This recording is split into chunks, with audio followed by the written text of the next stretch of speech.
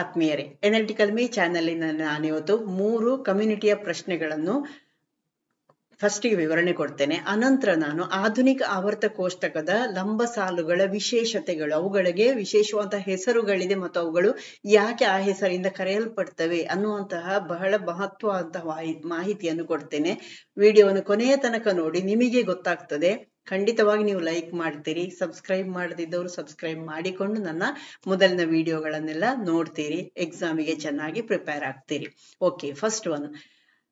M ಕವಚದಲ್ಲಿ ಅಳವಡಿಸಿಕೊಳ್ಳಬಹುದಾದ ಗರಿಷ್ಠ ಸಂಖ್ಯೆಯ ಇಲೆಕ್ಟ್ರಾನ್ಗಳು ಎಷ್ಟು? What is the maximum number of electrons that can accommodate in a M shell? First shell K ಅಂದ್ರೆ n = 1. Next L, that means n = 2 ಆಯ್ತು. This is m. m = 3. n = 3 ಆಗ್ತದೆ ಅಲ್ಲಿ. ಓಕೆ, ಹಾಗಾಗಿ 2n² ಸೂತ್ರದಲ್ಲಿ 2 × n² ನಲ್ಲಿ 3 ಆಯ್ತು. 3 3 9, 9 2 18. ಹಾಗಾಗಿ ನಿಮ್ಮ ಆನ್ಸರ್ 18 ಆಗ್ಬೇಕು. 2n² ಸೂತ್ರದ ಸಹಾಯದಿಂದ ಈ ರೀತಿಯ ಲೆಕ್ಕಗಳನ್ನು ನೀವು ಮಾಡಬೇಕು. ಓಕೆ, ನೆಕ್ಸ್ಟ್ ನ್ಯೂಕ್ಲಿಯಸ್ಸಿನ ಪರಮಾಣು ಸಂಖ್ಯೆ Z ಮತ್ತು ಪರಮಾಣು ದ್ರವ್ಯರಾಶಿ m ನಾವು usually will take as A, capital A, but here they give capital M. ಇಲ್ಲಿ ಪರಮಾಣು ದ್ರವ್ಯರಾಶಿ ಕ್ಯಾಪಿಟಲ್ M ಅಂತ ಕೊಟ್ಟಿದ್ದಾರೆ. ಹಾಗಾಗಿ ನ್ಯೂಟ್ರಾನ್ಗಳ ಸಂಖ್ಯೆಯನ್ನು ಕಂಡುಹಿಡಿಬೇಕಿದ್ರೆ ಸೂತ್ರ ಯಾವುದು? A - Z = ನ್ಯೂಟ್ರಾನ್ ಅಂತ ನೀವು ನೋಡಿದ್ದೀರಿ. ಅಂದ್ರೆ ಪರಮಾಣು ಸಂಖ್ಯೆ ಅಂದ್ರೆ Z = ಪ್ರೋಟಾನ್ನ ಸಂಖ್ಯೆ = ಇಲೆಕ್ಟ್ರಾನ್ನ ಸಂಖ್ಯೆ. ಇಲ್ಲಿ ಪ್ರೋಟಾನ್ನ ಸಂಖ್ಯೆ ಗೊತ್ತಿದೆ, ಇಲೆಕ್ಟ್ರಾನ್ನ ಸಂಖ್ಯೆ ಗೊತ್ತಿದೆ ಅಲ್ವಾ? ಎಷ್ಟು? Z, ಅದು ಏನೋ ಒಂದು ಸಂಖ್ಯೆ ಇದೆ. ಇಲ್ಲಿ ರಾಶಿ ಕೊಟ್ಟಿದ್ದಾರೆ, m ಕೊಟ್ಟಿದ್ದಾರೆ. ಹಾಗಾಗಿ ರಾಶಿ = ಏನು? ಪರಮಾಣುವಿನಲ್ಲಿರುವಂತಹ ಇಲೆಕ್ಟ್ರಾನ್ಗಳ ಸಂಖ್ಯೆ ಪ್ಲಸ್ ಪ್ರೋಟಾನ್ನ ಸಂಖ್ಯೆ. ಹಾಗಾಗಿ ಇಲ್ಲಿ ಪ್ರೋಟಾನ್ ಮತ್ತು ನ್ಯೂಟ್ರಾನ್ನ ಸಂಖ್ಯೆ. ಇಲ್ಲಿ ಪ್ರೋಟಾನ್ನ ಸಂಖ್ಯೆ ಆಲ್ರೆಡಿ ಗೊತ್ತಿದೆ. ಹಾಗಾಗಿ ಟೋಟಲ್ ಯಾವುದು? m ಮೈನಸ್ ಪ್ರೋಟಾನ್ನ ಸಂಖ್ಯೆ. ಇಲ್ಲಿ ಪ್ರೋಟಾನ್ ಸಂಖ್ಯೆ = Z ಅಲ್ವಾ? ಹಾಗಾಗಿ m - Z ಇದು ನಿಮ್ಮ ಆನ್ಸರ್ ಆಗ್ಬೇಕಾದದ್ದು. First option is right. Okay, ಇನ್ನೊಂದು, ಕೆಳಗಿನ ಯಾವ ಆಯ್ಕೆಯು ಮೆಂಡಲೀವ್ ಅವರ ಆವರ್ತ ಕೋಷ್ಟಕದ ಸಾಧನೆಗಳನ್ನು ವಿವರಿಸುತ್ತದೆ? In my last video I have described about Mendeleev's periodic table and achievements or merits and demerits. Okay, which of the following option describes the achievement of Mendeleev's periodic table? ಅದಕ್ಕೆ related ಆಗಿ ಇಲ್ಲಿ question ಕೊಟ್ಟದ್ದು ನಾನು. ಹೈಡ್ರೋಜನ್ಗೆ ನಿರ್ದಿಷ್ಟ ಸ್ಥಾನವನ್ನು ನೀಡಲಾಗಿದೆ. Definite position for hydrogen was given, the first statement, but Mendeleev didn't give any definite position for hydrogen. ಹೈಡ್ರೋಜನ್ಗೋಸ್ಕರ ಅವರು ನಿರ್ದಿಷ್ಟ ಸ್ಥಾನವನ್ನು ಅವರು ಹೇಳಲಿಲ್ಲ. ಹಾಗಾಗಿ ಅದಲ್ಲ. ಇದು ಕೋಷ್ಟಕದಲ್ಲಿ ಉಳಿದಿರುವ ಖಾಲಿ ಜಾಗಗಳನ್ನು ತೆಗೆದು ಹಾಕಿತ್ತು. It eliminated the blank spaces left in the table, but Moseley did that work. So Mendeleev ಮಾಡಿದ್ದು ಅಲ್ಲ ಅದು. ಹಾಗಾಗಿ ಇದು ಕೂಡ ಅಲ್ಲ. ಧಾತುಗಳನ್ನು ಅವುಗಳ ಗುಣಲಕ್ಷಣಗಳ ಆಧಾರದ ಮೇಲೆ ಜೋಡಿಸಬಹುದು ಎಂದು ಊಹಿಸುವುದು. Predicting that the elements can be arranged based on their properties. ಇದು ಕರೆಕ್ಟ್ ಆದದ್ದು. ಆವರ್ತ ಕೋಷ್ಟಕ ಮೆಂಡಲೀವ್ ಇದನ್ನು ಊಹಿಸಿಕೊಂಡು ಅವನು ಮುಂದಿನ ಜೋಡಣೆಯನ್ನು ಮಾಡಿದ್ದು ಅಲ್ವಾ? ಹಾಗಾಗಿ ಇದು ಕರೆಕ್ಟ್. ನೆಕ್ಸ್ಟ್, ಇಲ್ಲಿ ಪ್ರವೃತ್ತಿಯಲ್ಲಿರುವ ಒಂದು ಧಾತು ಅದರ ಮೇಲಿನ ಮತ್ತು ಕೆಳಗಿನ ಧಾತುಗಳ ಸರಾಸರಿ ಪರಮಾಣು ದ್ರವ್ಯರಾಶಿಯನ್ನು ಹೊಂದಿರುತ್ತದೆ. An element is a trained has an average atomic mass of the elements above and below it ಅಂತ ಹೇಳಿದ್ದು ಟ್ರಯಾಡ್ಸ್ ನಿಯಮ, ಮೆಂಡಲೀವ್ನ ನಿಯಮ ಅಲ್ಲ ಅದು. ಓಕೆ, ನೆಕ್ಸ್ಟ್ ನಾವು ಆಧುನಿಕ ಪೀರಿಯಾಡಿಕ್ ಟೇಬಲ್ ಅಥವಾ ಆಧುನಿಕ ಆವರ್ತ ಕೋಷ್ಟಕದ ಬಗ್ಗೆ ಇವತ್ತು ನೋಡುವ. ಒಂದು ಪೂರ್ತಿಯಾದಂತಹ ಆವರ್ತ ಕೋಷ್ಟಕದ ಚಿತ್ರಣ ಹೀಗಿರ್ತದೆ. ಓಕೆ, ಇದರ ಬಗ್ಗೆ ನಾವು ಒಂದೊಂದಾಗಿ ವಿಷಯಗಳನ್ನು ನೋಡುವ. ಆಧುನಿಕ ಆವರ್ತ ಕೋಷ್ಟಕವನ್ನು ಧಾತುಗಳ ಆವರ್ತ ಕೋಷ್ಟಕ ಅಂತ ಕೂಡ ಕರೀತಾರೆ. ಯಾವುದನ್ನು? Modern periodic table is also known as periodic table of the elements. Okay, it is an ordered arrangement of the chemical elements into rows, 7 periods, and columns, 18 groups. ಆವರ್ತ ಕೋಷ್ಟಕವನ್ನು ನಾವು ಧಾತುಗಳ ಆವರ್ತ ಕೋಷ್ಟಕ ಅಂತ ಕೂಡ ಕರಿತೇವೆ. ಇದರಲ್ಲಿ ರಾಸಾಯನಿಕ ಧಾತುಗಳನ್ನು ಅಥವಾ ಮೂಲ ವಸ್ತುಗಳನ್ನು 7 ಅಡ್ಡ ಸಾಲುಗಳಲ್ಲಿ ಅಂದ್ರೆ 7 ಆವರ್ತಗಳಲ್ಲಿ ಮತ್ತು 18 ವರ್ಗಗಳಾಗಿ ಅಂದ್ರೆ ಕಂಬಸಾಲುಗಳನ್ನು ವರ್ಗಗಳು ಅಥವಾ ಗುಂಪುಗಳು ಅಂತ ಕರೆಯುವಂಥದ್ದು, ಎರಡು ಕೂಡ ಸರಿಯೇ.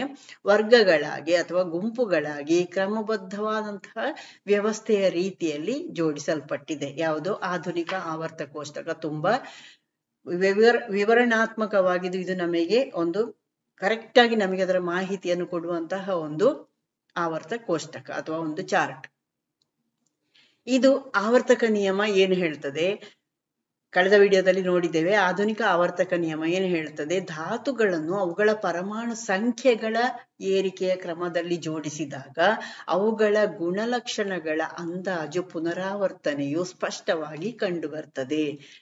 It is A depiction of the periodic law which states that when the elements are arranged in order of their atomic numbers, an approximate recurrence of their properties is evident. ಅಂದ್ರೆ ಈ ಅದರ ಏರಿಕೆಯ ಕ್ರಮದಲ್ಲಿ ಜೋಡಿಸಿದಾಗ ಗುಣಲಕ್ಷಣಗಳ ಪುನರಾವರ್ತನೆ ನಿಮಗೆ ಮುಂದಿನ ವಿವರಣೆ ಕೊಡುವಾಗ ನಿಮಗೆ ಇದು ಸ್ಪಷ್ಟತೆ ಸಿಗ್ತದೆ. ಈ ಕೋಷ್ಟಕವನ್ನು ಬ್ಲಾಕ್ಗಳು ಅಂತ ಕರೆಯಲ್ಪಡುವ 4 ಆಯತಾಕಾರದ ಪ್ರದೇಶಗಳಾಗಿ ವಿಂಗಡಿಸಿದೆ. ನೀವು ನೋಡಿದ್ದೀರಿ. The table is divided into 4 ರಫ್ಲಿ ರೆಕ್ಟ್ಯಾಂಗ್ಯುಲರ್ ಏರಿಯಾಸ್ ಕಾಲ್ಡ್ ಬ್ಲಾಕ್ಸ್. ಯಾವುದು? SPDF ಬ್ಲಾಕ್ಗಳು. ಒಂದು ಗುಂಪಿನಲ್ಲಿರುವ ಧಾತುಗಳು ಒಂದೇ ರೀತಿಯ ರಾಸಾಯನಿಕ ಗುಣಲಕ್ಷಣಗಳನ್ನು ತೋರಿಸ್ತವೆ. ಒಂದು ಗುಂಪು ಅಥವಾ ವರ್ಗ ಮೇಲಿನಿಂದ ಕೆಳಗಡೆಗೆ ಇರುವಂತದ್ದು, ಅವುಗಳ ರಾಸಾಯನಿಕ ಗುಣಲಕ್ಷಣಗಳು ಒಂದೇ ಆಗಿರ್ತದೆ. ಅಂದ್ರೆ ಏರಿಕೆಯ ಕ್ರಮದಲ್ಲಿ, ಅದೆಲ್ಲ ಮುಂದೆ ಹೇಳ್ತೇನೆ ನಾನು. Elements in the same group tend to show similar chemical characteristics. ಒಟ್ಟು 118 ಧಾತುಗಳು ತಿಳಿದಿದೆ. We know 180 elements. The first 94 of which are known to occur naturally on earth at present. ಒಟ್ಟು 94 ಧಾತುಗಳು, ಅಂದ್ರೆ ಮೊದಲ 94 ಧಾತುಗಳು ಭೂಮಿಯಲ್ಲಿ ನೈಸರ್ಗಿಕವಾಗಿ ಉಂಟಾಗ್ತದೆ. ಅದಿರುಗಳ ರೂಪದಲ್ಲಿ ಅವುಗಳ ಬೇರೆ ಸಂಯುಕ್ತಗಳು ಇರ್ಬೋದು. ಒಟ್ಟಿನಲ್ಲಿ ಅದು ನೈಸರ್ಗಿಕವಾಗಿ ಆ ಧಾತುಗಳು ಸಿಗ್ತವೆ. ಓಕೆ. ಉಳಿದ 24 ಅಂದ್ರೆ ಅಮೆರೇಸಿಯಂನಿಂದ ಒಗೆನೆಸನ್ ತನಕ, ಅಂದ್ರೆ 95ನೇ ಧಾತುವಿನಿಂದ ಹಿಡಿದು 118 ಅಂದ್ರೆ ಇಷ್ಟ ತನಕ ಕಂಡು ಹಿಡಿದಾದದ್ದು, ಅದರ ವಿವರಣೆಯನ್ನು ಕೊಡ್ಲಿಕ್ಕೆ ಸಾಧ್ಯತೆ ಆದದ್ದು, ಇವುಗಳನ್ನು ಪ್ರಯೋಗಾಲಯದಲ್ಲಿ ಮಾತ್ರ ಸಂಶ್ಲೇಷಿಸಿದಾಗ, ಅಂದ್ರೆ ಬೇರೆ ಯಾವ್ದಾವ್ದೋ ಧಾತುಗಳನ್ನು ವಿಭಜಿಸುವುದೋ ಸೇರಿಸುವುದೋ ಎಲ್ಲ ಮಾಡಿದಾಗ ಮಾತ್ರ ಇದು ಉಂಟಾಗ್ತದೆ. ಯಾವುದು? 24 ಧಾತುಗಳು. ಇಂಥದೆಲ್ಲ ಕೇಳ್ತಾರೆ. Next the remaining 24 americium to oganesson 95 ಪರಮಾಣು ಸಂಖ್ಯೆ 95 ಇಂದ 118 ತನಕದ್ದು occur only when synthesized in laboratories. Okay. ಅಂದ್ರೆ ಈ 94 ಧಾತುಗಳಲ್ಲಿ 83 ಧಾತುಗಳು ನೈಸರ್ಗಿಕವಾಗಿ ಸಿಗ್ತದೆ. 11 ಧಾತುಗಳು ಡಿಕೆ ಆಗುವಂಥದ್ದಲ್ಲಿ, ಅಂದ್ರೆ ಅವುಗಳ ಕೊಳೆಯುವಿಕೆ ಅಥವಾ ನಶಿಸುವಿಕೆ ಆಗ್ತದಲ್ಲ, ಅಂತಹ ಸಂದರ್ಭದಲ್ಲಿ ಮಾತ್ರ ಉಂಟಾಗುವಂಥದ್ದು. 13 ಧಾತುಗಳು ನೈಸರ್ಗಿಕವಾಗಿರ್ತದೆ. 11 ಧಾತುಗಳು ಅವುಗಳ ಮುಂದೆ ನಿಮಗೆ ವಿವರಣೆ ಕೊಡ್ತೇನೆ ನಾನು, ರೇಡಿಯೋ ಆಕ್ಟಿವಿಟಿ ಎಲ್ಲ ಹೇಳುವಾಗ ಅದೆಲ್ಲ ಬರ್ತದೆ. ಆ ತರದಲ್ಲಿ 11 ಧಾತುಗಳು ಉಂಟಾಗ್ತವೆ. ನೆಕ್ಸ್ಟ್, ಇವುಗಳಲ್ಲಿ ಕೆಲವು ತುಂಬಾ ಅಪರೂಪ ಮತ್ತು ಪ್ರಕೃತಿಯಲ್ಲಿ ಇದು ಸಿಕ್ಕಿಲ್ಲ. ಉದಾಹರಣೆಗೆ ಟೆಕ್ನಿಟಿಯಂ ಅಥವಾ ಟೆಕ್ನಿಷಿಯಂ 43 ಪರಮಾಣು ಸಂಖ್ಯೆ ಇರುವಂತದ್ದು, ಪ್ಲೂಟೋನಿಯಂ 94 ಇರುವಂತದ್ದು, ಈ ರೀತಿಯದ್ದು.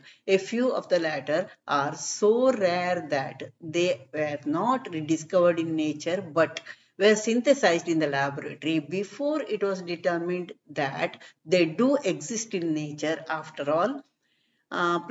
For example, plutonium ಇವುಗಳೆಲ್ಲ. ಓಕೆ. ನೆಕ್ಸ್ಟ್ 99 ಐನ್ಸ್ಟೈನಿಯಂ ಪರಮಾಣು ರಾಶಿ ಸಂಖ್ಯೆ ಇರುವಂತದ್ದು. ಇದಕ್ಕಿಂತ ಭಾರವಾದ ಯಾವುದೇ ಧಾತುವನ್ನು ಅದರ ಶುದ್ಧ ರೂಪದಲ್ಲಿ ಕಂಡುಹಿಡಿಯಲಿಕ್ಕೆ ಸಾಧ್ಯ ಆಗ್ಲಿಲ್ಲ. ಓಕೆ. ಇನ್ನು ಫ್ರಾನ್ಸಿಯಂ 87 ಪರಮಾಣು ಸಂಖ್ಯೆ ಇರುವಂತದ್ದು. ಇದನ್ನು ಬಹಳ ಕಡಿಮೆ ಪ್ರಮಾಣದಲ್ಲಿ ಹೊರಸೂಸುವಂತಹ ಬೆಳಕಿನ ರೂಪದಲ್ಲಿ ಮಾತ್ರ ಇದನ್ನು ಕಂಡುಹಿಡಿಯಲಾದದ್ದು. No element heavier than element 99 ಇದೆಯಲ್ಲ, ಅದು einsteinium has ever been observed in macroscopic quantities in its pure form, nor has astatine, francium, ಇವುಗಳೆಲ್ಲ has been only photographed in the form of light emitted from microscopic quantities. ಅಂದ್ರೆ 3 million ಆಟಮ್ಸ್ಗಳಿಂದ use ಮಾಡ್ಕೊಂಡಾಗ ಅಲ್ಲಿ ಒಂದು ಕಿರಣಗಳ ಹಾಗೆ ಮಾತ್ರ ಸಿಕ್ಕಿದ್ದು ಅಂತ. 94 ನೈಸರ್ಗಿಕ ಧಾತುಗಳಿದೆಯಲ್ಲ, ಅವುಗಳಲ್ಲಿ 80 ಧಾತುಗಳಿಗೆ ಸ್ಥಿರವಾದಂತಹ ಐಸೋಟೋಪ್ಗಳಿದೆ. ಇನ್ನೊಂದು ಬಿಸ್ಮತ್ ಇದೆ. ಈ ಬಿಸ್ಮತ್ತಿಗೆ ಒಂದು ಐಸೋಟೋಪ್ ಇದೆ, ಆದ್ರೆ ಆ ಐಸೋಟೋಪ್ ಒಂದು ಅರ್ಧ ಜೀವಿತಾವಧಿ, ಹಾಫ್ ಲೈಫ್ ಪೀರಿಯಡ್, ಇದು ಮುಂದೆ ನಿಮಗೆ ಹೇಳ್ತೇನೆ ನಾನು. ಅದರ ಹಾಫ್ ಲೈಫ್ ಪೀರಿಯಡ್ ಇದೆ ಅದಕ್ಕೆ, ಅಂದ್ರೆ ಬಹಳ ಬಹಳ ಬಹಳ ನಿಧಾನವಾಗಿ ಅದು ಕೂಡ ರೇಡಿಯೋ ಆಕ್ಟಿವ್. ಆದ್ರೆ ಎಷ್ಟು ಅಂದ್ರೆ 2.01 into 10 to the power 19 2.01 ಗುಣಿಸಿ 10⁻19 ವರ್ಷಗಳ ಅರ್ಧ ಜೀವಿತಾವಧಿ. ಅಂದ್ರೆ ಬ್ರಹ್ಮಾಂಡದ ವಯಸ್ಸಿನ 100,000,000 ಪಟ್ಟು ಹೆಚ್ಚು. ಬಟ್ ರೇಡಿಯೋ ಆಕ್ಟಿವ್ ಹೌದು ಅಂತ ಅಷ್ಟೇ. Of the 94 natural elements, 80 have a stable isotope and one more bismuth has an almost stable isotope with a half-life period of 2.01 into 10 to the power 19. ಅದು ಸ್ಥಿರ ಅಂತಲೇ ತಕೊಳ್ಬಹುದು ನೀವಲ್ವಾ. ಇನ್ನು ಎರಡಿದೆ, ಅದು ಥೋರಿಯಂ ಮತ್ತೆ ಯುರೇನಿಯಂ. ಇದು ಭೂಮಿಯ ವಯಸ್ಸಿಗೆ ಹೋಲಿಸಬಹುದಾದ ಅರ್ಧ ಜೀವಿತಾವಧಿಯನ್ನು ಹೊಂದಿರುವಂತದ್ದು. ಅಂದ್ರೆ ಇವುಗಳು ಕೂಡ ಸ್ಥಿರ ಅಂತ ನಾವು ತಕೊಳ್ಬಹುದು. 2 more, thorium and uranium, have isotopes undergoing radioactive decay with a half-life comparable to the age of the earth. ಹಾಗಾಗಿ ಅದು ಕೂಡ ಸ್ಥಿರ ಅಂತಲೇ ತಕೊಳ್ಬಹುದು ನಾವಲ್ವಾ. ಇನ್ನು ಸ್ಥಿರ ಧಾತುಗಳ ಜೊತೆಗೆ ಈ ಬಿಸ್ಮತ್ತು, ಥೋರಿಯಂ ಇವುಗಳೆಲ್ಲ ಭೂಮಿಯ ರಚನೆಯಿಂದ ಉಳಿದುಕೊಂಡಿರುವಂತಹ ಈ 83 ಧಾತುಗಳನ್ನು ಉಂಟು ಮಾಡ್ತವೆ. ಅಂದ್ರೆ ಧಾತುಗಳು ಉಂಟಾಗುವಂಥದ್ದು. ಇನ್ನು ಕೆಲವೊಂದಷ್ಟು ಕೃತಕ ಧಾತುಗಳು, ವಿಕಿರಣಶೀಲ ಧಾತುಗಳು, ಇದನ್ನೆಲ್ಲ ನಾವು ಮುಂದೆ ನೋಡ್ತಾ ಹೋಗುವ. ಓಕೆ, ಈ ಪೀರಿಯಾಡಿಕ್ ಟೇಬಲ್ ಅಥವಾ ಆಧುನಿಕ ಆವರ್ತ ಕೋಷ್ಟಕವನ್ನು ಯಾವ ರೀತಿಯಲ್ಲಿ ವರ್ಗೀಕರಿಸಲಾಗಿದೆ, ಅದರ ವರ್ಗಗಳ ಒಂದು ವಿಶೇಷತೆ ಇದೆ. ಅವುಗಳಿಗೆಲ್ಲ ಹೆಸರುಗಳನ್ನು ಕೊಟ್ಟಿದೆ, ತುಂಬಾ ಇವುಗಳಿಗೆ ಹೆಸರು ಕೊಟ್ಟಿದೆ. ಅದನ್ನೆಲ್ಲ ನಾವು ನೋಡ್ತಾ ಹೋಗುವ. ಇದು ತುಂಬಾ ಇಂಪಾರ್ಟೆಂಟ್, ನಿಮಗೆ ಎಕ್ಸಾಮಿಗೆ ಕೇಳುವಂಥದ್ದು. ಅವುಗಳ ಹೆಸರು ಮತ್ತು ಸಂಖ್ಯೆ ಇದನ್ನು ನೋಡುವ. ಈ ಅಂತಾರಾಷ್ಟ್ರೀಯ ಅಥವಾ ಇಂಟರ್ನ್ಯಾಷನಲ್ ನೇಮಿಂಗ್ ಕನ್ವೆನ್ಷನ್ ಇದರ ಪ್ರಕಾರ ಇಲ್ಲಿ ಗುಂಪುಗಳನ್ನು, ಲಂಬ ಸಾಲುಗಳನ್ನು 1 ರಿಂದ 18ರವರೆಗೆ, ಅಂದ್ರೆ ಎಡದಿಂದ ಬಲಕ್ಕೆ ಒಟ್ಟು 18 ಕಾಲಮಿನ ತನಕ. ಅಂದ್ರೆ ಫಸ್ಟಿನದ್ದು ಕ್ಷಾರಲೋಹಗಳು, ಆಲ್ಕಲಿ ಮೆಟಲ್ಸ್, ಅಲ್ಲಿಂದ ಕೊನೆಯದು ಯಾವುದು ನೋಬಲ್ ಗ್ಯಾಸಸ್, 18ನೇದು ನೋಬಲ್ ಗ್ಯಾಸಸ್, ಅಲ್ಲಿಯ ತನಕ 1, 2, 3 ಅಂತ ವರ್ಗಗಳಾಗಿ ಅದನ್ನು ವಿಂಗಡಿಸಿದೆ ಮತ್ತು ಮೇಲ್ಭಾಗದಲ್ಲಿ ಅದನ್ನು ಗುರುತಿಸಲಾಗಿದೆ. ಓಕೆ, ಪ್ರಮುಖವಾಗಿ 2 ವಿಭಾಗ ಮಾಡಿದೆ, ಎ ಮತ್ತು ಬಿ ಅಂತ. ಅದರಲ್ಲಿ 1A, 2A, 3A ಈ ರೀತಿಯಲ್ಲಿ ಕೊಟ್ಟು ಕೆಳಗಡೆಗೆ ವರ್ಗಗಳನ್ನು ಕೊಡ್ತಾ ಹೋಗಿದೆ. ಅಂದ್ರೆ 1ನೇ ವರ್ಗ, 2ನೇ ವರ್ಗ, ಅದನ್ನು ಕಂಟಿನ್ಯೂಸ್ ಕೊಟ್ಟಿದೆ. Okay, under an international naming convention, the groups are numbered numerically from 1 to 18. From the leftmost column, the alkali metals, to the rightmost column, the noble gases. Okay, ಇಲ್ಲಿ ಒಂದೊಂದಾಗಿ ಇಲ್ಲಿ ವರ್ಗಗಳನ್ನು ಕೊಡುವಾಗ ಎಫ್ ಬ್ಲಾಕ್ ಅಂದ್ರೆ ಕೆಳಗಡೆಗೆ separate ಕೊಟ್ಟಿದೆಲ್ಲ, ಅಲ್ಲಿ ವರ್ಗಗಳು ಅಂತ ಪ್ರತ್ಯೇಕ ಮಾಡಿಲ್ಲ. ಓಕೆ, ಲ್ಯಾಂಥನೈಡ್ ಮತ್ತು ಆಕ್ಟಿನೈಡ್ ಸರಣಿ ಅಂತ ತಕೊಂಡಿದೆ ಅದನ್ನು. ಓಕೆ, ಇನ್ನು ಈ ಗುಂಪುಗಳನ್ನು ಹೇಳುವಾಗ ಅಥವಾ ವರ್ಗಗಳನ್ನು ಹೇಳುವಾಗ ಅವುಗಳ ಮೊದಲ ಧಾತುವಿನಿಂದಲೂ ಹೇಳ್ಬೋದು. ವರ್ಗ 3, ವರ್ಗ 4 ಈ ರೀತಿ ಹೇಳುವ ಬದಲು ಅವುಗಳ ಸ್ಟಾರ್ಟಿಂಗ್ ಅಲ್ಲಿ ಮೇಲ್ಗಡೆ ಇರುವಂತಹ ಧಾತುವಿನ ಹೆಸರಿನ ಜೊತೆಗೆ ಅದರ ಗುಂಪು ಅಂತ ಹೇಳ್ಬೋದು. ಫಾರ್ ಎಕ್ಸಾಂಪಲ್, ಸ್ಕ್ಯಾಂಡಿಯಂ ಗುಂಪು 3ನೇ ಗುಂಪು ಅಂತ ಹೇಳುವ ಬದಲು ಸ್ಕ್ಯಾಂಡಿಯಂ ಗುಂಪು ಅಂತ ಹೇಳ್ಬೋದು. ಇನ್ನು 6ನೇ ಗುಂಪು ಅಂತ ಇಲ್ಲಿ 13ನೇ ಗುಂಪು ಬೋರಾನ್ ಗುಂಪು, ಈ ರೀತಿಯಲ್ಲಿ ಕೂಡ ಇದನ್ನು ಹೇಳ್ಬಹುದು. ಓಕೆ, ಇಲ್ಲಿ F block groups are ignored in this number. ಅದು ನಂಬರಿಂಗ್ ಮೆಥಡ್ ಅಲ್ಲಿ ಅದನ್ನು ಬಿಟ್ಟು ಬಿಡಲಾಗಿದೆ, ನೆನ್ಪಿಟ್ಕೊಳ್ಳಿ. ಇಲ್ಲಿ ಒಂದು ಸ್ಥೂಲವಾಗಿ ಒಂದು ಯಾವ ರೀತಿ ಪೀರಿಯಾಡಿಕ್ ಟೇಬಲ್ ಮಾಡಿದೆ ಅಂತ ಒಂದು ಕೊಟ್ಟದ್ದು, ಅಲ್ಲಿ ಅದಕ್ಕೆ ಹೆಸರುಗಳನ್ನೆಲ್ಲ ಕೊಟ್ಟಿದ್ದಾರೆ. ಒಂದೊಂದಾಗಿ ನೋಡ್ತಾ ಹೋಗುವ. ಒಂದು ಎ ಗುಂಪು ಅಂದ್ರೆ ಈ ಫಸ್ಟ್ ಗುಂಪು ಇದೆಯಲ್ಲ, ಆಗ ನಾನು ತೋರಿಸಿದ್ದಲ್ಲಿ ಇಲ್ಲಿ ಫಸ್ಟ್ ಇದೆ. ಒಂದು ಎ ಗುಂಪಿನಲ್ಲಿ 1 ಅಂತ ಇದೆ. ಕೆಳಗೆ ಇಲ್ಲಿ ಹೈಡ್ರೋಜನ್, ಲಿಥಿಯಂ ಈ ರೀತಿ ಕೊಟ್ಟಿದಲ್ಲ, ಅದರ ಪ್ರಕಾರ ನಾನು ಹೇಳ್ತಾ ಹೋಗುದು. ಓಕೆ, ಒಂದು ಎ ಗುಂಪು ಅದು ಯಾವುದು? ಹೈಡ್ರೋಜನ್ ನ ಗುಂಪು ಒಂದು ಎ ಗುಂಪು. ಓಕೆ, ಅಂದ್ರೆ ಒಂದು ಎ ಯಲ್ಲಿ 1ನೇ ಗುಂಪು ಅದು. ಓಕೆ, ಹೈಡ್ರೋಜನ್ ಅಲ್ಲಿಂದ ಸ್ಟಾರ್ಟ್ ಆಗಿದೆ. ಮತ್ತೆ ಅದು ಹೈಡ್ರೋಜನ್ ಬಿಟ್ಟು ಉಳಿದ ಕೆಳಗಿನದ್ದೆಲ್ಲ ಕ್ಷಾರಲೋಹಗಳು ಅಥವಾ ಆಲ್ಕಲಿ ಮೆಟಲ್ಸ್ ಅಂತ ಕರಿತೇವೆ. ಈ ಗುಂಪಿನ ಧಾತುಗಳು ಹೊರಗಿನ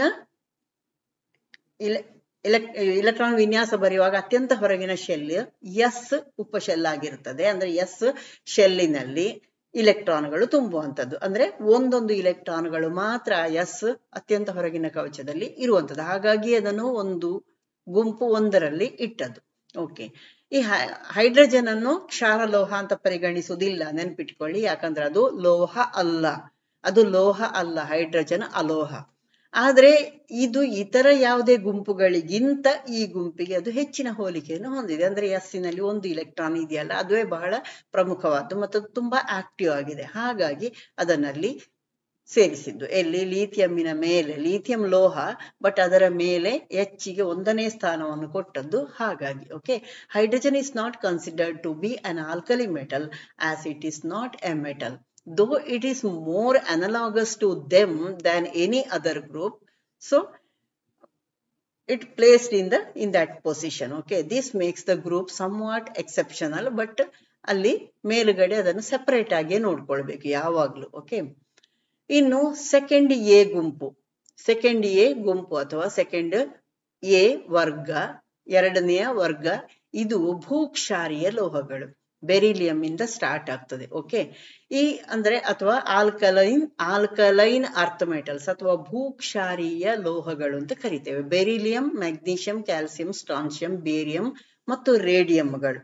ಓಕೆ, ಈ ಕ್ಷಾರೀಯ ಅಥವಾ ಭೂಕ್ಷಾರೀಯ ಲೋಹಗಳು ಇದು ಸೆಕೆಂಡ್ ಪ್ರತಿಕ್ರಿಯಾತ್ಮಕ, ಅತ್ಯಂತ ಹೆಚ್ಚು ಪ್ರತಿಕ್ರಿಯಾತ್ಮಕ ಗುಂಪು. ಫಸ್ಟಿನದ್ದು ತುಂಬಾ ಪ್ರತಿಕ್ರಿಯಾತ್ಮಕ, 2ನೇಯದ್ದು ಗುಂಪು ಕೂಡ ಪ್ರತಿಕ್ರಿಯಾತ್ಮಕವೇ, ಆದ್ರೆ ಮೊದಲನದರಷ್ಟು ಅಲ್ಲ. ಓಕೆ, ಇದರ ಧಾತುಗಳು ಪ್ರಕೃತಿಯಲ್ಲಿ ಸಾಮಾನ್ಯವಾಗಿ ಮುಕ್ತವಾಗಿ ಕಂಡು ಬರುವುದಿಲ್ಲ. ಅಂದ್ರೆ ಮ್ಯಾಗ್ನೀಷಿಯಮ್ಮೇ ಆಗಿ ನಿಮಗೆ ವಾತಾವರಣದಲ್ಲಿ ಸಿಗುವುದಿಲ್ಲ, ಇದು ಬೆರಿಲಿಯಂ ಆಗಿಯೇ ಸಿಗುವುದಿಲ್ಲ, ಸಂಯುಕ್ತಗಳ ರೂಪದಲ್ಲಿ ಸಿಗ್ತದೆ. ಓಕೆ, ಇದನ್ನು ಕ್ಷಾರೀಯ ಭೂಲೋಹಗಳು ಅಥವಾ ಭೂಕ್ಷಾರೀಯ ಲೋಹಗಳು ಅಂತ ಕರೀಲಿಕ್ಕೆ ಕಾರಣ ಏನು? ಇದು ನೀರಿನೊಂದಿಗೆ ಪ್ರತಿಕ್ರಿಯಿಸಿದಾಗ ಕ್ಷಾರೀಯ ದ್ರಾವಣಗಳು ಅಥವಾ ಹೈಡ್ರಾಕ್ಸೈಡ್ಗಳನ್ನು ರೂಪಿಸ್ತದೆ. ಇದು ಹೈಡ್ರಾಕ್ಸೈಡ್ಗಳನ್ನು ಕೊಡ್ತದೆ. Okay, the alkaline earth family is the second most reactive group and its elements can't be found free in nature.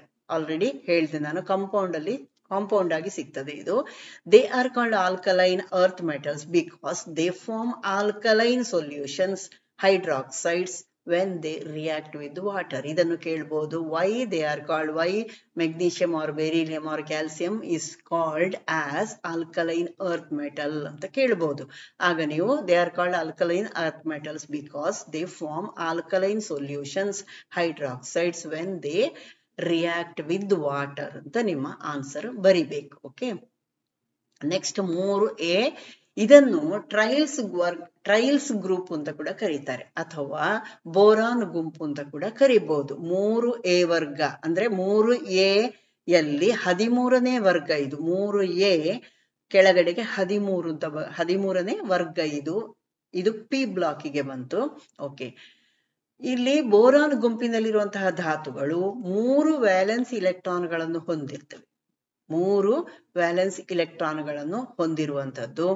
ಈ ಧಾತುಗಳನ್ನು ಟ್ರೈಲ್ಸ್ ವರ್ಗ ಅಂತ ಕರಿತೇವೆ. Okay, next boron, aluminium, gallium, indium, thallium ಇವುಗಳು 3 ವ್ಯಾಲೆನ್ಸ್ ಇಲೆಕ್ಟ್ರಾನ್ಸ್. ನೆಕ್ಸ್ಟ್ ಇದರಲ್ಲಿ ಕೊನೆಯದೊಂದು NH ಅಂತ ಇಲ್ಲಿ ಬರ್ಕೊಂಡಿರುವಂತದ್ದು. ಅಂದ್ರೆ ಇದರದ್ದು ಪರಮಾಣು ಸಂಖ್ಯೆ 113. ಓಕೆ, ಇದು ಈ ಗುಂಪಿಗೆ ಸೇರಿದ್ದಾದ್ರೂ ಕೂಡ ಇದು ಸಂಶ್ಲೇಷಿತ, ಅಂದ್ರೆ ಇದು ನ್ಯಾಚುರಲ್ ಆಗಿ ಸಿಗುವಂತದ್ದೆಲ್ಲ ಅಲ್ಲ, ಇದು ಕೃತಕವಾಗಿ ತಯಾರಿಸಿ ಅಂತದ್ದು ಮತ್ತು ಅತ್ಯಂತ ವಿಕಿರಣಶೀಲ ಧಾತು ಇದು. ಅದರ ಅತ್ಯಂತ ಸ್ಥಿರವಾದಂತಹ ಐಸೋಟೋಪ್ ಅಂದ್ರೆ ನಿಹೋನಿಯಂ 286, ರಾಶಿ ಸಂಖ್ಯೆ 286, ಸುಮಾರು 10 ಸೆಕೆಂಡುಗಳು ಅರ್ಧ ಜೀವಿತಾವಧಿ. ಅಂದ್ರೆ 10 ಸೆಕೆಂಡುಗಳಲ್ಲಿ ಅದು ವಿಭಜನೆ ಆಗಿ ಅದು ಅರ್ಧ ರಾಶಿಯಷ್ಟು ಆಗ್ತದೆ. ಓಕೆ, ಹಾಗಾಗಿ ಇದು ತುಂಬಾ ವಿಕಿರಣಶೀಲವಾದದ್ದು. ಹಾಗಾಗಿ ಅದನ್ನು ಬೇರೆ ಕಲರ್ ಅಲ್ಲೇ ಬರ್ದಿದ್ದಾರೆ. ಅಥವಾ ಇದು ಇದನ್ನು ಪಿ ಬ್ಲಾಕಿನಲ್ಲಿರುವಂತಹ ಟ್ರಾನ್ಸಾಕ್ಟಿನೈಡ್ ಧಾತುಗಳು ಅಂತ ಕರೀತಾರೆ. ಟ್ರಾನ್ಸಾಕ್ಟಿನೈಡ್ ಧಾತುಗಳು ಅಂದ್ರೆ ಅತಿ ಭಾರವಾದಂತಹ ಧಾತುಗಳು ಅಂತದ್ದು ಕೆಳಗಡೆಗೆ ಲೈನ್ ಅಲ್ಲಿ ತುಂಬಾ ಇದೆ, ಅಂದ್ರೆ ಆ ಆವರ್ತದಲ್ಲಿ ಪೂರ್ತಿ ಇದೆ. ಓಕೆ, ಇದು ಆವರ್ತ 7 ಮತ್ತು ಗುಂಪು 13ರದ್ದು ಸದಸ್ಯ ಯಾವುದು? ನಿಹೋನಿಯಂ. ಪಿ ಬ್ಲಾಕ್ ಇದರಲ್ಲಿರುವಂತದ್ದು. ಅದನ್ನು ಯಾವತ್ತಾದ್ರೂ ಕೇಳ್ಬಹುದು ನಿಮಗೆ, ಅದಕ್ಕೋಸ್ಕರ ಸ್ಪೆಷಲ್ ಆಗಿ ಕೊಟ್ಟದ್ದು. ಅದರ ವಿಶೇಷತೆ ಏನು ಅಂತ ಕೇಳ್ಬಹುದು.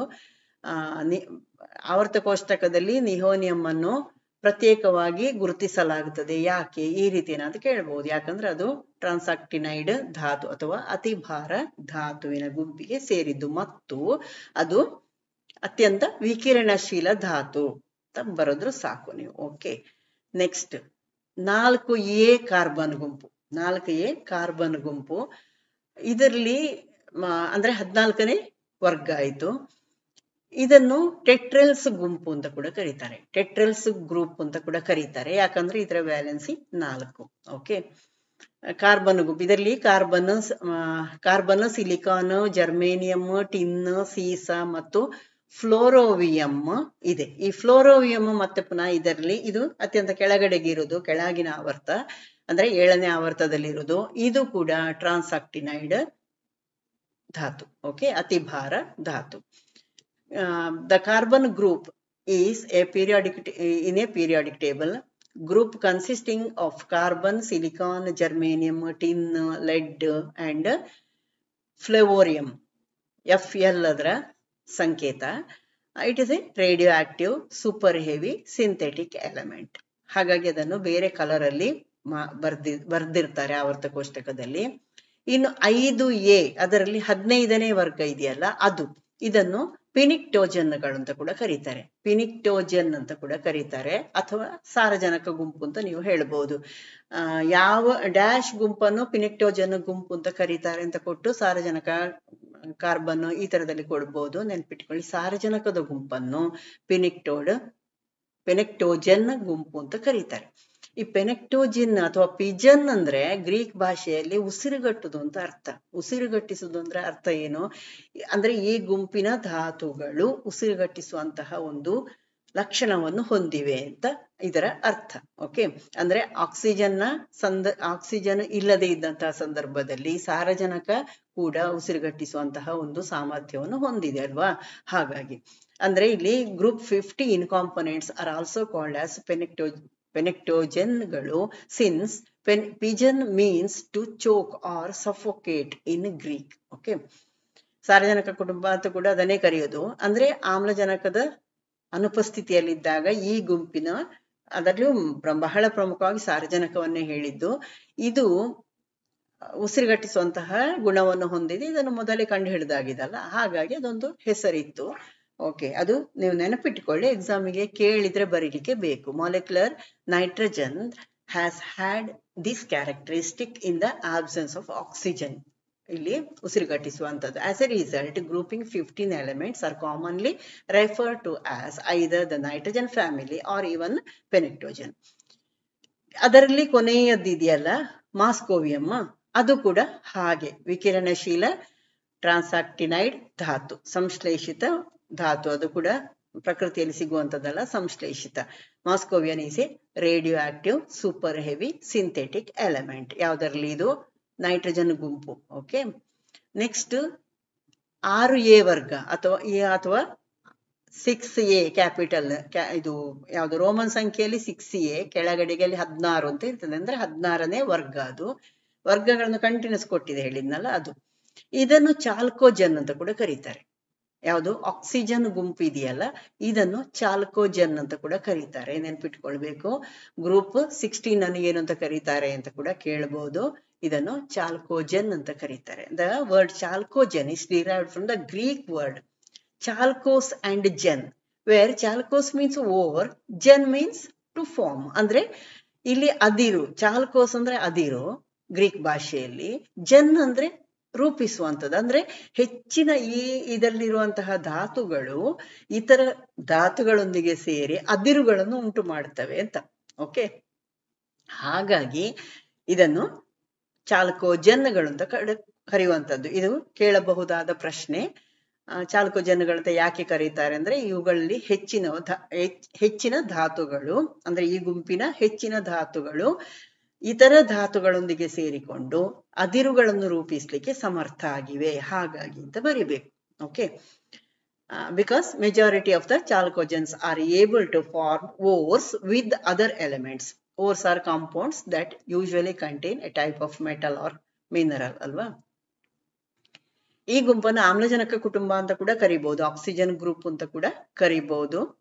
This group is chalcogen is also called as oxygen family. Okay, ಇದರಲ್ಲಿ ಆಕ್ಸಿಜನ್, ಸಲ್ಫರ್, ಸೆಲೆನಿಯಂ, ಟೆಲ್ಯೂರಿಯಂ, ಅನಂತರ ಕೊನೆಯದು ಯಾವುದಲ್ಲಿದೆ ಇಲ್ಲಿ ಪೊಲೋನಿಯಂ ಕೂಡ ವಿಕಿರಣಶೀಲ ಧಾತುವೆ. ಓಕೆ, ಪೊಲೋನಿಯಂ PO ಸಂಕೇತ ಉಂಟಲ್ಲ ಅದು, ಮತ್ತು ಅದಕ್ಕಿಂತ ಕೆಳಗಡೆ ಲಾಸ್ಟಿಗೆ ಇರುವಂತದ್ದು ಲಿವರ್ಮೋರಿಯಂ, ಇದು ಕೂಡ ಹಾಗೆ. ಲಿವರ್ಮೋರಿಯಂ ಕೂಡ ಹೆವಿ ಧಾತು ಮತ್ತು ವಿಕಿರಣಶೀಲ ಧಾತು ಮತ್ತು ಸಿಂಥೆಟಿಕ್, ಅದು ಏನು ಅದನ್ನು ತಯಾರು ಮಾಡುವಂಥದ್ದು. ಓಕೆ, ಹಾಗಾಗಿ ಇನ್ನು 7A ವರ್ಗ ಅಂದ್ರೆ 17ನೇ ವರ್ಗ ಇದೆಯಲ್ಲ, ಇದನ್ನು ಹ್ಯಾಲೋಜನ್ಗಳು ಅಂತ ಕೂಡ ಕರೀತಾರೆ. ಈ ಹ್ಯಾಲೋಜನ್ಗಳು ಹೇಳಿದ್ರೆ ಇವುಗಳು ಲೋಹಗಳ ಜೊತೆಗೆ ಸೇರಿದಾಗ ಲವಣಗಳನ್ನು ಕೊಡ್ತವೆ.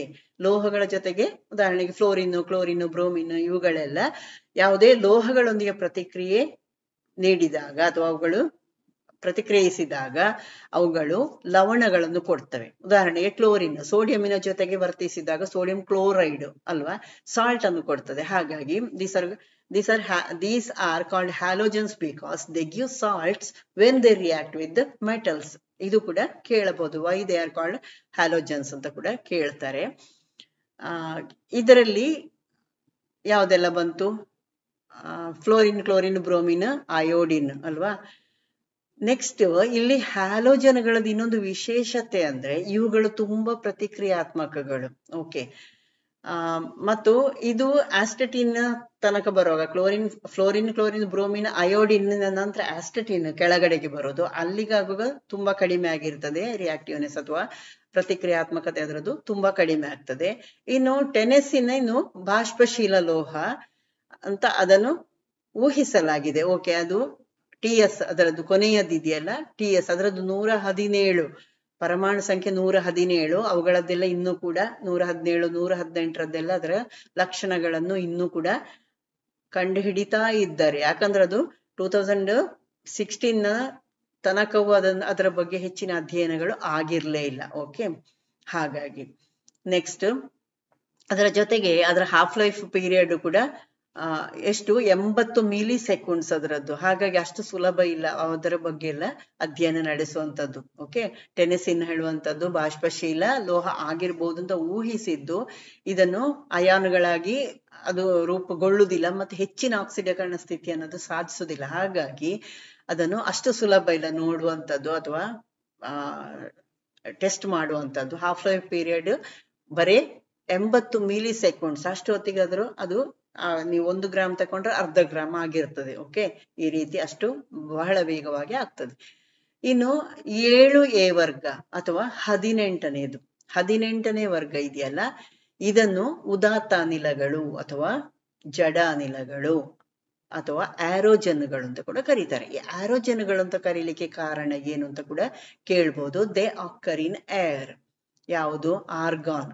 ಸಾಕಷ್ಟು ಪ್ರಮಾಣದಲ್ಲಿ ಆರ್ಗಾನ್ ಸಿಗ್ತದೆ. ಅಂದ್ರೆ ತುಂಬಾ ಸಮಯ ಯೂಸ್ ಮಾಡದೇ ಇದ್ದಂತಹ ರೂಮಿನಲ್ಲಿ ಎಲ್ಲ ಆರ್ಗಾನ್ ಹೆಚ್ಚು ಪ್ರಮಾಣದಲ್ಲಿ ಇರ್ತದೆ ಅಂತ ನಾವು ಯಾವ್ದ್ಯಾವ್ದೋ ಕ್ವಶನ್ ಆನ್ಸರ್ ಮಾಡುವಾಗೆಲ್ಲ ಓದಿದ್ದೇವೆ ಅಲ್ವಾ. The noble gases historically the inert gases, ಅಂದ್ರೆ ಜಡ ಅನಿಲಗಳು ಅಂತಲೇ ಅದನ್ನು ಕರೀತಾ ಇದ್ರು. ಯಾಕಂದ್ರೆ ಅದು ಹೆಚ್ಚಾಗಿ ಬೇರೆ ಧಾತುಗಳೊಂದಿಗೆ ಸೇರಿಕೊಳ್ಳುವುದಿಲ್ಲ ಅಂತ. ಆದ್ರೆ ಕೆಲವು ಕಂಡೀಷನ್ ಅಲ್ಲಿ ಅದು ಸೇರಿಕೊಳ್ತದೆ, ಅದು ಆಮೇಲೆ ಕಂಡುಹಿಡಿದದ್ದು. ಫಸ್ಟಿಗೆ ಅದನ್ನು ಜಡಾನಿಲಗಳು ಅಂತಲೇ ಕರಿತಿದ್ರು, ಈಗ ರಾಜಾನಿಲ ಅಂತ ಕರೀತಾರೆ ಅಥವಾ ಉದಾತ್ತ ಅನಿಲ ಅಂತ ಕೂಡ ಕರೀತಾರೆ. ಹಿಂದೆ ಅದನ್ನು ಆರೋಜನ್ಗಳು ಅಂತ ಕೂಡ ಕರೀತಾ ಇದ್ರು. ಓಕೆ, ಅಂದ್ರೆ ಇದು ಯಾವ ಗುಂಪು ಇದು ಅಂತ ಕೇಳಿದ್ರೆ 18ನೇ ಗುಂಪು. Okay, 18th group. Okay, next ಇದರಲ್ಲಿಯೂ ಹಾಗೆ ಲಾಸ್ಟಿನದ್ದು ರೇಡಿಯೋ ಆಕ್ಟಿವ್ ಇರ್ತದೆ. ನೆಕ್ಸ್ಟ್ ಈ ಗುಂಪು 18ರಲ್ಲಿರುವಂತಹ ಧಾತುಗಳ ಇನ್ನೊಂದು ವಿಶೇಷತೆ ಅಂದ್ರೆ ಇವುಗಳ ವ್ಯಾಲೆನ್ಸಿ ಶೆಲ್ಗಳು ಅಂದ್ರೆ ಅತ್ಯಂತ ಹೊರಗಿನ ಕಕ್ಷೆ ಸಂಪೂರ್ಣವಾಗಿ ಭರ್ತಿಯಾಗಿದೆ, ಆಕ್ಟೆಟ್ ಭರ್ತಿಯಾಗಿದೆ ಅಂತ. The elements present in group 18 have their valence shell orbitals completely filled. Hence ಅಂದ್ರೆ 8 ಆಗಿದೆ ಅಂತ, ಅಷ್ಟಕ ಭರ್ತಿಯಾಗಿದೆ ಅಂತ. Hence they react with A few elements only under certain conditions. So they are known as Nobel gases. Nobel gas ಅಂತ ಯಾಕೆ ಕರೀತಾರೆ ಅಂತ ಕೇಳಿದ್ರೆ ಈ ಆನ್ಸರ್ ಬರಿಬೇಕು. The elements present in group 18 have their valence shell orbitals completely filled. Hence they react with A few elements only under certain conditions. therefore they are known as noble gases ಅಂತ ಬರೀಬೇಕು. ಅಂದ್ರೆ ಗುಂಪು 18ರಲ್ಲಿರುವಂತಹ ಧಾತುಗಳು ಅವುಗಳ valence shell ಅಥವಾ ಕಕ್ಷೆಗಳು ಸಂಪೂರ್ಣವಾಗಿ ತುಂಬಿವೆ, ಅಂದ್ರೆ ಅಷ್ಟಕ ಭರ್ತಿಯಾಗಿರ್ತದೆ. ಆದ್ದರಿಂದ ಅವು ಕೆಲವು ಪರಿಸ್ಥಿತಿಗಳಲ್ಲಿ ಮಾತ್ರ, ಅದು ಕೆಲವೊಂದು ಧಾತುಗಳೊಂದಿಗೆ ಮಾತ್ರ ಪ್ರತಿಕ್ರಿಯೆಯನ್ನು ತೋರಿಸ್ತವೆ ಅಥವಾ ಅವು ಸಂಯುಕ್ತಗಳನ್ನು ಉಂಟು ಮಾಡ್ತವೆ. ಹಾಗಾಗಿ ಅವುಗಳನ್ನು ಉದಾತ್ತ ಅನಿಲಗಳು ಅಂತ ಕರೆಯಲಾಗ್ತದೆ ಅಂತ ನೀವು ಬರಿಬೇಕು. ಈಗ ಇಲ್ಲಿ ತನಕ 118 ಪರಮಾಣು ಸಂಖ್ಯೆ ಇರುವಂತಹ ಧಾತುವನ್ನು ಕಂಡು ಹಿಡಿದದಲ್ವಾ. ಅಂದ್ರೆ OG ಅದರದ್ದು ಸಿಂಬಲ್ ಅಥವಾ ಸಂಕೇತ. ಇದು ಅತ್ಯಧಿಕ ಪರಮಾಣು ಸಂಖ್ಯೆಯ ಧಾತು 118. ಅಂದ್ರೆ ಈಗ ಕಂಡು ಹಿಡಿದದಲ್ಲಿ ಅತಿ ಹೆಚ್ಚಿನದ್ದು ಇದು. ಇದರ ಬಗ್ಗೆ ಇನ್ನೂ ಹೆಚ್ಚಿನ ಅಧ್ಯಯನಗಳು ನಡಿಬೇಕಾಗಿದೆ. ಓಕೆ, ನೆಕ್ಸ್ಟ್ ಸಂಕ್ರಮಣ ಧಾತುಗಳು, ಇದರ ಬಗ್ಗೆನೂ ಕೂಡ ಕೇಳ್ತಾರೆ.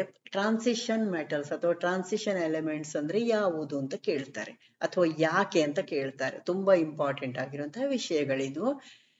ಇದು 2ನೇ ಮತ್ತು 13ನೇ ವರ್ಗಗಳ ನಡುವೆ ಕಂಡು ಬರ್ತದೆ. ಒಂದನೇದು 2 ಮತ್ತು 13ನೇ ವರ್ಗಗಳ ನಡುವೆ ಅಂದ್ರೆ ಏನಾಯ್ತು, ಎಸ್ ಮತ್ತು ಪಿ ಬ್ಲಾಕಿನ ಮಧ್ಯದಲ್ಲಿ. ಓಕೆ, ಎಸ್ ಮತ್ತು ಪಿ ಬ್ಲಾಕಿನ ಮಧ್ಯದಲ್ಲಿ ಕಂಡು ಬರುವಂತದ್ದು. ಅದರಲ್ಲಿಯೂ 12ನೇ ವರ್ಗ ಪ್ರತ್ಯೇಕ, ಅದರ ಗುಣಗಳು 13ನೇ ವರ್ಗದ ಹಾಗೆ ಇರ್ತದೆ. ಅದಕ್ಕಿಂತ ಅದರದ್ದು ಡಿ ಬ್ಲಾಕ್ ಅಲ್ಲೇ ಇದೆ. ಓಕೆ, ಡಿ ಬ್ಲಾಕ್ ಅಲ್ಲಿ ಇರ್ಲಿಕ್ಕೆ ಕಾರಣ ಬೇರೆ ಇದೆ, ಅದನ್ನು ಹೇಳ್ತೇನೆ ನಾನು. ಇದನ್ನು ಪರಿವರ್ತನಾ ಧಾತುಗಳು ಅಂತ ಕೂಡ ಕರೀತಾರೆ. ಯಾವುದು ಸಂಕ್ರಮಣ ಧಾತುಗಳನ್ನು ಪರಿವರ್ತನಾ ಧಾತುಗಳು ಅಂತ ಕರೀತಾರೆ. ಅದು ಇರುವುದು ಡಿ ಬ್ಲಾಕಿನಲ್ಲಿ. ಇವುಗಳು ಸಾಮಾನ್ಯವಾಗಿ ಇರುವಂತಹ ಕ್ಷಾರಲೋಹಗಳಿದೆಯಲ್ಲ, ಫಸ್ಟ್ ಗುಂಪು, ಅದಕ್ಕಿಂತ ಇದು ದಪ್ಪವಾಗಿರ್ತದೆ ಅಥವಾ ಸಾಂದ್ರತೆಯನ್ನು ಹೊಂದಿರ್ತದೆ ಅಥವಾ ಡೆನ್ಸರ್ ಆಗಿರ್ತದೆ. ಇದು transition metals are D block elements are found between groups 2 and 13. They are often denser and thicker than alkali metals as well as being less reactive. ಇವುಗಳು ಕ್ಷಾರಲೋಹಗಳಷ್ಟು ರಿಯಾಕ್ಟಿವ್ ಅಲ್ಲ. ಉದಾಹರಣೆಗೆ ಸೋಡಿಯಂ ಉಂಟಲ್ಲ, ಅದರಷ್ಟೆಲ್ಲ ಇದು ಸ್ಟ್ರಾಂಗ್ ಆಗಿರುವಂತದ್ದಲ್ಲ ಅಥವಾ ಹೆಚ್ಚು ರಿಯಾಕ್ಟಿವ್ ಆಗಿ ಬೇರೆ ಜನರ ಜೊತೆಗೆ ವರ್ತಿಸುವುದಿಲ್ಲ. ಉದಾಹರಣೆಗೆ ತಾಮ್ರ, ಬೆಳ್ಳಿ, ಚಿನ್ನ ಇವುಗಳೆಲ್ಲ ನಾವು ಬಳಸ್ತಾ ಇರುವಂತಹ ಪರಿವರ್ತನಾ ಲೋಹಗಳು. ಇದನ್ನು ಕೇಳ್ಬೋದು, ನಾವು ಹೆಚ್ಚಾಗಿ ಬಳಸುತ್ತಾ ಇರುವಂತಹ ಅಥವಾ ಎಸೆನ್ಷಿಯಲ್ ಟ್ರಾನ್ಸಿಷನ್ ಎಲಿಮೆಂಟ್ಸ್ ಯಾವುದು ಅಂತ ಕೇಳ್ಬೋದು. ಎಸೆನ್ಷಿಯಲ್ ಟ್ರಾನ್ಸಿಷನಲ್ ಅಥವಾ ಟ್ರಾನ್ಸಿಷನ್ ಮೆಟಲ್ಸ್ ಯಾವುದೆಲ್ಲ ಅಂತ ಕೂಡ ಕ್ವಶನ್ ಕೇಳಬಹುದು. SLC ಮಕ್ಕಳಿಗೂ ಕೇಳಬಹುದು. ಆಗ ನೀವು ಬರಿಬೇಕಾದ iron, copper, silver, gold. Okay, ಪ್ರಶ್ನೆಗಳು ಹೇಗೂ ಕೇಳಬಹುದು. ಅದಕ್ಕೋಸ್ಕರ ನಾನು ವಿಷಯಗಳನ್ನು ಸಂಗ್ರಹ ಮಾಡಿ ಕೊಡ್ತಾ ಇರೋದು. ಓಕೆ, ಇದು ಸಂಕ್ರಮಣ ಧಾತುಗಳು ಕ್ಷಾರಲೋಹಗಳಿಂದ ಕಡಿಮೆ ಪ್ರತಿಕ್ರಿಯಾತ್ಮಕಗಳು, ಅದು ಕೂಡ ಗೊತ್ತಿರಲಿ. ನೆಕ್ಸ್ಟ್ ಇನ್ನೇನದರಲ್ಲಿ ಬೇಕು ನಿಮಗೆ? ಇವುಗಳಲ್ಲಿ ವಿಶೇಷತೆ ಏನಂದ್ರೆ, ಯಾಕೆ ಇವುಗಳನ್ನು ಪರಿವರ್ತನಾ ಲೋಹಗಳು ಅಥವಾ ಪರಿವರ್ತನಾ ಧಾತುಗಳು ಅಥವಾ ಸಂಕ್ರಮಣ ಧಾತುಗಳು ಅಂತ ಕರೀತಾರೆ? ಇದು ಇಂಪಾರ್ಟೆಂಟ್ ಪ್ರಶ್ನೆ ಅಲ್ವಾ. ಇದರಲ್ಲಿ ಭಾಗಶಃ ತುಂಬಿರುವಂತಹ ಡಿ ಕಕ್ಷೆಗಳನ್ನು ಈ ಧಾತುಗಳು ಹೊಂದಿವೆ ಅಂತ ಬರಿಬೇಕು ನೀವು. Transitional metals or transition metal ಅಥವಾ elements or elements that have partially filled D orbitals. ಅಂದ್ರೆ ಅತ್ಯಂತ ಹೊರಗಡೆಗೆ ಎಸ್ ಅದರದ್ದಿರೋದು. ಓಕೆ, 4s ಇರ್ತದೆ. ಅಲ್ಲಿ ಎಸ್ ಇದೆಯಲ್ಲ, ಆ ಎಸ್ ಭರ್ತಿಯಾಗಿದೆ, ಒಳಗಿನ ಡಿ ಭರ್ತಿ ಆಗಿಲ್ಲ. ಓಕೆ, ಹಾಗಾಗಿ ಅದನ್ನೇನು ಅಂತ ಕರೆಯುವುದು ಸಂಕ್ರಮಣ ಧಾತು ಅಥವಾ ಪರಿವರ್ತನಾ ಧಾತು ಅಂತ ಕರೆಯುವುದು. ಭಾಗಶಃ ತುಂಬಿದ ಡಿ ಕಕ್ಷೆ ಅಂದ್ರೆ ಹಾಗೆ. ಫಾರ್ ಎಕ್ಸಾಂಪಲ್ ಸ್ಕ್ಯಾಂಡಿಯಂ ನೋಡಿ, ಅಲ್ಲಿ 21 ಅದರದ್ದು ಪರಮಾಣು ಸಂಖ್ಯೆ. ಓಕೆ, ಅದರ ಇಲೆಕ್ಟ್ರಾನ್ ವಿನ್ಯಾಸ ಹೇಗಿದೆ? ಆರ್ಗಾನಿನದ್ದು 2s2 1s2 2s2 2p6 3s2 3p6 ಅಲ್ವಾ. ಇದರದ್ದು ಆರ್ಗಾನ್ ಆದ ನಂತರದ್ದು ಅಂದ್ರೆ ಅಷ್ಟಾದ ನಂತರ 3D ಯಲ್ಲಿ ಒಂದೇ ಇರೋದು, 4s ನಲ್ಲಿ 2 ಇರೋದು. ಅಂದ್ರೆ 4s ಭರ್ತಿಯಾಗಿದೆ, 3D ಅದಕ್ಕಿಂತ ಒಳಗಿನದಲ್ಲಿ ಆಗ್ಲಿಲ್ಲ. ಓಕೆ, ಅರ್ಥ ಆಯ್ತಾ ಇದು? ಅಂದ್ರೆ ಇಲ್ಲಿ IUPAC defines transition elements as an element having a d subshell that is partially filled with electrons, or an element that has the ability to form stable cations with an incompletely filled d orbital ಅಂತ ಹೇಳ್ತದೆ. ಅಂದ್ರೆ ಇದಕ್ಕೆ ಪರಿವರ್ತನಾ ಧಾತು ಹೇಳುವುದಕ್ಕೆ ಒಂದು ವಿವರಣೆಯನ್ನು ಕೊಟ್ಟಿದೆ. ಹೇಗಂದ್ರೆ IUPAC ಒಂದು ನಿಯಮವನ್ನು ಕೊಟ್ಟಿದೆ ಅಥವಾ ವಿವರಣೆಯನ್ನು ಕೊಟ್ಟಿದೆ.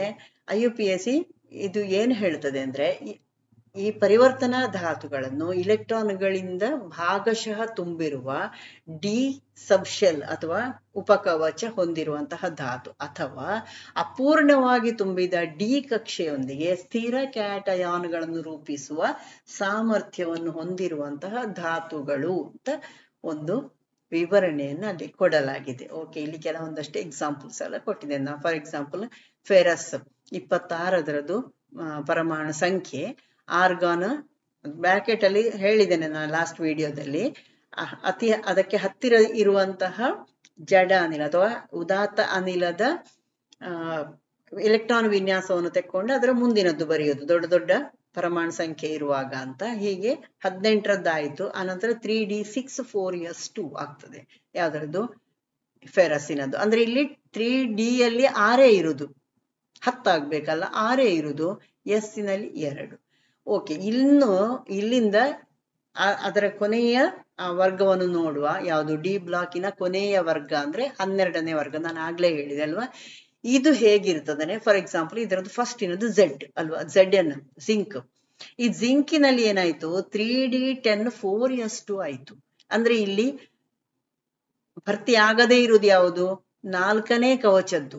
ಎಸ್ ಭರ್ತಿಯಾಗಿದೆ, 4p ಆಗ್ಲಿಲ್ಲ, 4p ತುಂಬಲಿಲ್ಲ. ಅಂದ್ರೆ ಇಲ್ಲಿ 3d10 ಇದು ಭರ್ತಿಯಾಗಿದೆ. ಹಾಗಾಗಿ ಈ ಗುಂಪನ್ನು ZN, CD, ಇದು ಕ್ಯಾಡ್ಮಿಯಂ, ಮರ್ಕ್ಯೂರಿ ಇವುಗಳೆಲ್ಲವೂ 3d10 ಭರ್ತಿಯಾಗಿರ್ತದೆ. ಓಕೆ, ಅಂದ್ರೆ ಒಳಗಿನ ಡಿ ಕವಚ ಭರ್ತಿಯಾಗಿರ್ತದೆ, ಆದ್ರೆ ಹೊರಗಿನ ಎಸ್ ಭರ್ತಿಯಾಗಿದೆ. ಆದ್ರೆ ಅದಕ್ಕಿಂತ ಮುಂದಿನದು ಅಂದ್ರೆ ಕೊನೆಯದ್ದು ಮಾತ್ರ ಇದರಲ್ಲಿ ಬಾಕಿ ಇರೋದು. ಅಂದ್ರೆ ಇದು ಪ್ರತಿನಿಧಿ ಧಾತುವಿನ ಹಾಗೆ ಆಯ್ತು, ರೆಪ್ರೆಸೆಂಟೇಟಿವ್ ಎಲಿಮೆಂಟ್ಸಿನ ಹಾಗೆ ಆಯ್ತು. ಅಂದ್ರೆ ಎಸ್ ಮತ್ತು ಪಿ ಬ್ಲಾಕ್ಗಳು ಇದೆಯಲ್ಲ, ಅವುಗಳನ್ನು ಒಟ್ಟಾಗಿ ಪ್ರತಿನಿಧಿ ಧಾತುಗಳು ಅಂತ ಕರೆಯುದು.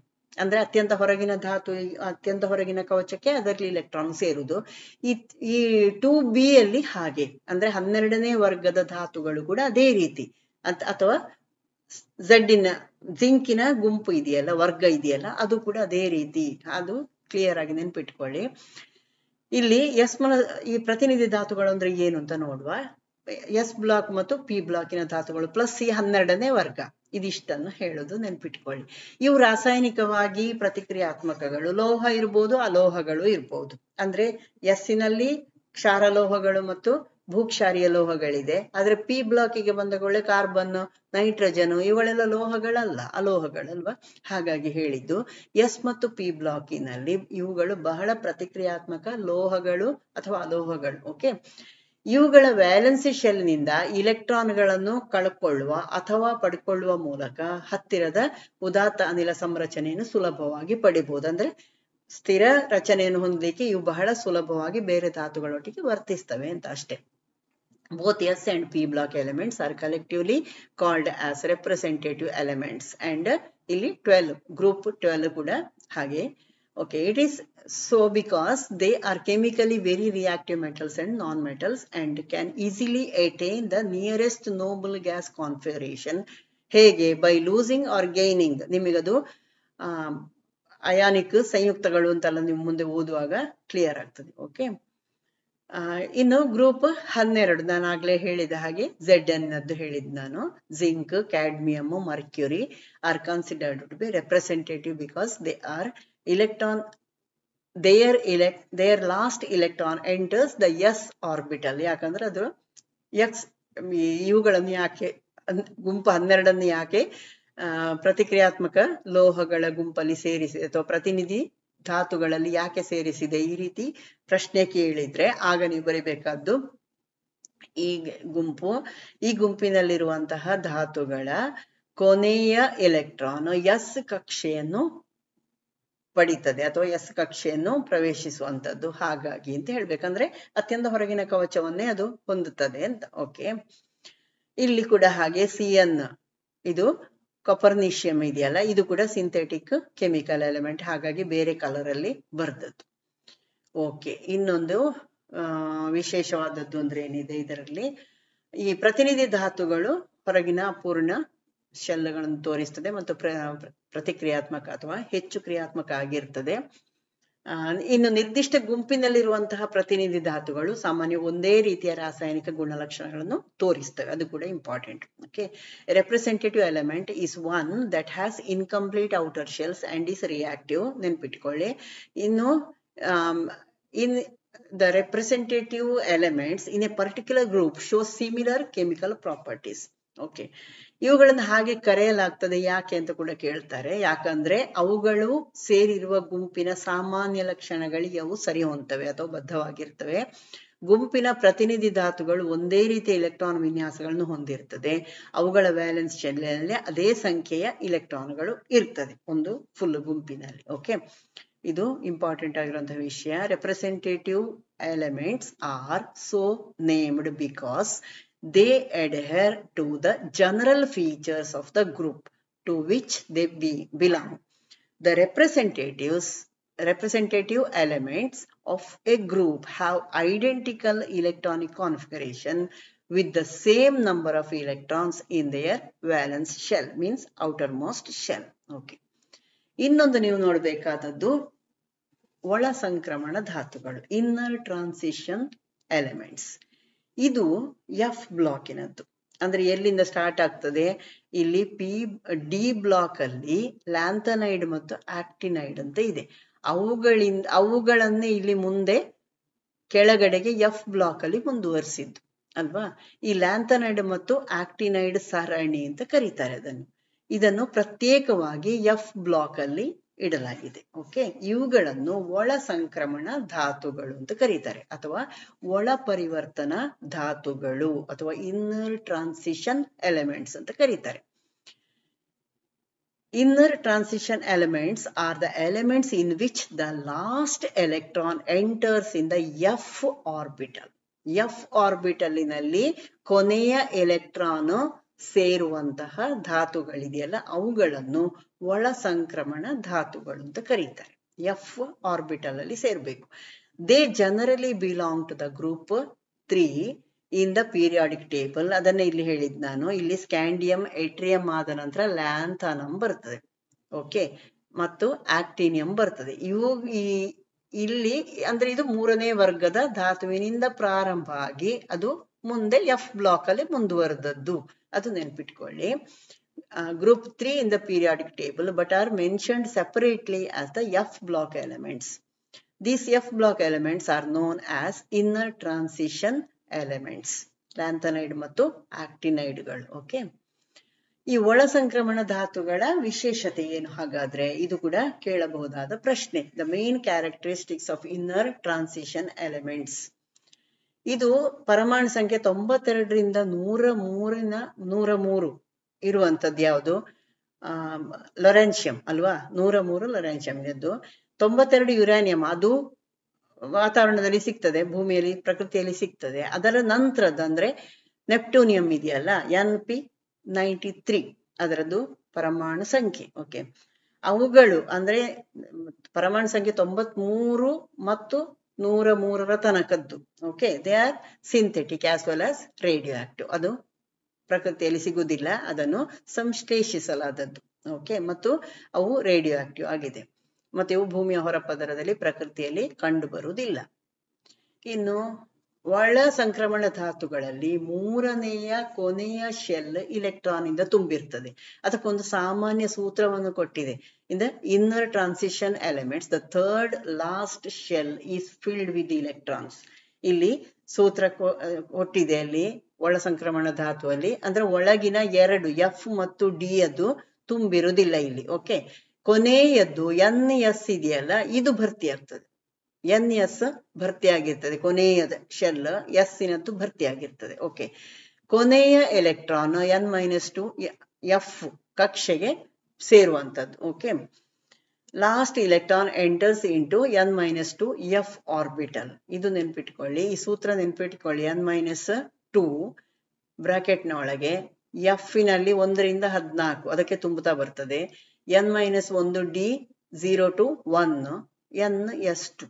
ಓಕೆ, ನೆಕ್ಸ್ಟ್ ಇವುಗಳು ಬಣ್ಣದ ಅಯಾನುಗಳನ್ನು ಕೊಡುತ್ತವೆ. These elements form coloured ions.